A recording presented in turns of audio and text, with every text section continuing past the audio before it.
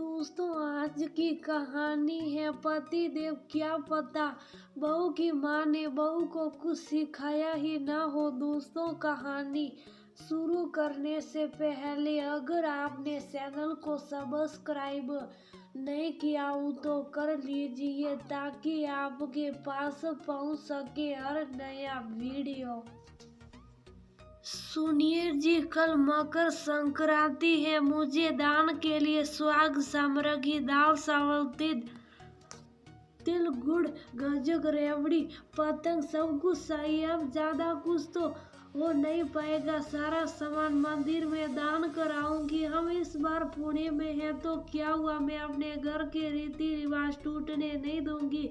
मुझे अच्छे से पता है ये नौकरी वाली बहू घर में बिना नहाए धोए रसोई में पहुंच जाती है, उसे कभी पूजा पाठ करते देखा नहीं तो ये हमारे रीति रिवाज क्या ही निभा पाएगी। क्या पता बहू की माँ ने उसे कुछ सिखाया भी है। कम से कम मैं ही अपनी व्रत पूजा पूरी कर लूं। विदा जी ने अपने पति श्याम लाल जी से बोली। श्याम लाल जी बोले, विदा मुझे लगता है तुम बहुत ज्यादा ही सोचती हो। अब जैसा देश वैसा भेष। एक बार अगर नहीं हुआ तो क्या हुआ, हमारे घर पर दोनों बहुएं हैं, सब कुछ अच्छे से संभाली रही होगी। फिर भी पास की दुकान से तुम्हारे लिए सामान लाने की कोशिश करूंगा। ये दोनों अपने बेटे के कहने पर बड़े दिनों बाद उसके घर कुछ दिन रुकने आए हैं। फिर विदा जी ने अपना सूटकेस खोला और बोली, देखिए जी, कितने साल से छोटी बहू के लिए सुंदर हरे कांच की चूड़ियां लेकर आई थी, साथ में कुंदन के कड़े की। इस त्योहार पर अपने हाथों से पहनाऊंगी। मगर यहाँ आकर देखा तो बहू रानी तो शर्ट पैंट पहन कर ऑफिस जाती है, हाथ में घड़ी, दूसरे हाथ में वो क्या कहते हैं ब्रेसलेट पहनती है। और आपको पता है जी, वो ब्रेसलेट मंगलसूत्र है। बताओ, मंगलसूत्र गले में पहना जाता है या हाथों में। हमने बेटे अर्जुन से ये बात कही तो बोला, माँ बड़े शहरों में ये आम बातें और ऑफिस की ड्रेस होती है, उसे वही पहननी होगी। अगर साड़ी पहन कर गई तो उसकी जगह हंसाई होगी। हाँ, कभी कभी किसी खास प्रोग्राम के लिए साड़ी भी पहनती है। तुम चिंता मत करो, जब अपने शहर मधुरा आएगी तब उसे साड़ी ही पहना कर रखना। सुनिए जी, मैं तो अपने दोनों बेटों के लिए बहुएं बड़ी सुन कर लाई थी और सोचा था अपने लाडले अर्जुन की बहू तो उन सबसे गुणी लेकर आऊंगी।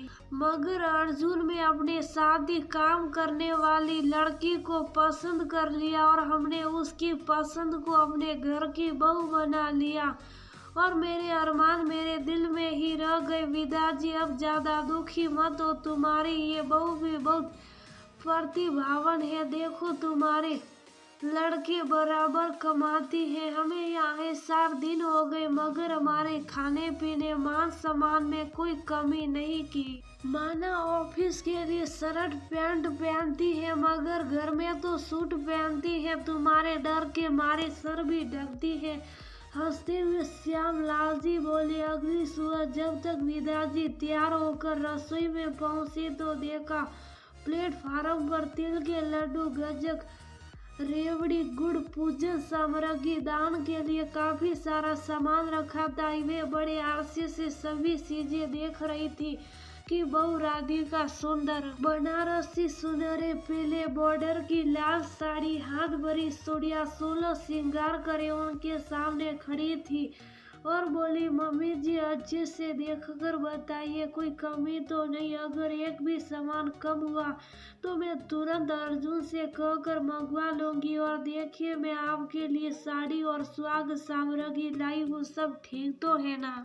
पहले तो वो ने असभ्य से बहुत ऊपर से लेकर नीचे तक उसने सिंदूर भरी मांग से लेकर पायल बेसिया तक पहन रखे थे। बहु, तुम ऑफिस नहीं गई और ये सब तैयारी तुमने कब की? ये तो मैं हर बार करती हूँ, इस बार आप मेरे साथ हैं तो और भी अच्छे से करना चाहती है। मैंने अपनी दादी मम्मी को बचपन से सब करते देखा है साथ में। भी कुछ भूल जाती हूँ तो माँ को फोन करके पूछ लेती हूँ, वो मुझे सब याद दिला देती है। देखिए खिचड़ी भी तैयार है, अगर कुछ और जोड़ना हो तो आप बता दीजिए, मैं अभी कर दोगी। नहीं बहू, सब कुछ बहुत बढ़िया है, चलो पूजा कर लेते हैं। दोनों ने मिलकर पूजा की। राधिका ने अपनी सास को साड़ी और स्वाग सामग्री देकर उनके पैर से मंदिर में दान कराए। घर आकर सभी ने खिचड़ी प्रसाद का आनंद लिया। फिर श्याम लाल जी और अर्जुन छत पर पतंग उड़ाने चले गए। तब राधिका बोली, क्या बात है मम्मी जी, आप कुछ कहना चाहती है? सुबह से देख रही हूँ आप किसी गहरी सोच में डूबी हुई है, कोई बात है तो बताइए। तब विदा जी उसे अपने साथ कमरे में ले गई और अपने सूटकेस में से अपने साथ लाई सुंदर हरी चूड़ियों के सेट और कुंदन वाले कड़े उसके मेहंदी वाले हाथों में पहनाते हुए बोली, अपनी छोटी बहू के लिए बड़े साव से लाई थी, मगर देने से घबरा रही थी। कहीं तुमने मुझे दकियानूसी सोच वाली समझकर नकार दिया तो मैं ये सब सहन नहीं कर पाती, इसलिए ये चूड़ियाँ वापस ले जाने वाली थी, मगर तुमने तो आज मेरा मन मोह लिया। तुम्हें हमारी रीति रिवाज संस्कृति पसंद है, ये जानकर मुझे बहुत अच्छा लगा। मम्मी जी, आपने ऐसा सोचा भी कैसे? आप मेरे लिए इतने प्यार से कुछ लाई हैं और मैं उसे लेने से इनकार कर दूं? और ये चूड़ी पायल कंगना तो मुझे हमेशा से भाते हैं, वह तो ऑफिस के कारण थोड़ा कम पहन पाती हूँ, मगर जब तीज त्योहार आते हैं तो ऐसे ही सज संवर कर तैयार होती हूँ।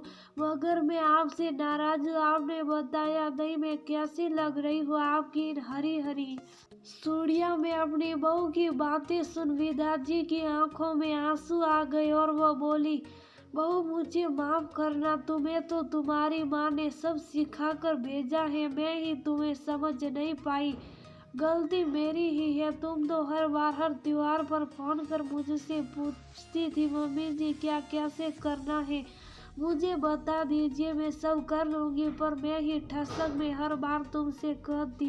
हम सब कर तो रहे हैं, तुम्हें कोई जरूरत नहीं और तुम कर ही क्या लोगी? आखिर तुमने पढ़ाई और नौकरी के अलावा किया ही क्या है? कभी अपनी माँ के साथ घर गृहस्थी पूजा पाठ देखी होती, तब तो हम सोचने की तुम हमारे घर की रीति रिवाजों को निभाओगे, मगर तुम तो ठहरी मॉडर्न बहू। बोल तुम्हें लज्जित करती। मम्मी जी आप माफी मत मांगिए, मैं तो जो अपने मायके से सीख कर आई थी, साथ में मुझे ससुराल के रीति रिवाज भी जानने थे। फिर सोचा कभी आप मेरे साथ रहने आएगी तब सब सीख लूंगी, इसलिए मैं भी आगे कुछ नहीं बोलती थी, मगर अब आप आ गई है तुम मुझसे अच्छे से सिखाइएगा ताकि पूजा पाठ रीति रिवाज करने में कोई कसर ना छोड़ू। विदा जी अपनी बहू की बात सुन फूली न समाई, बल्लाइयाँ लेते हुए बोली, मेरी दो बहुएं ही नहीं, तीसरी बहुएं भी बहुत बूढ़ी है। बहू की माँ ने उसे सब कुछ सिखाया है, साथ में वो अपने बड़े बूढ़ों का मान सम्मान भी रखना अच्छे से जानती है। मुझे गर्व है तुझ पर बेटा, बोल उसे गले लगा ली।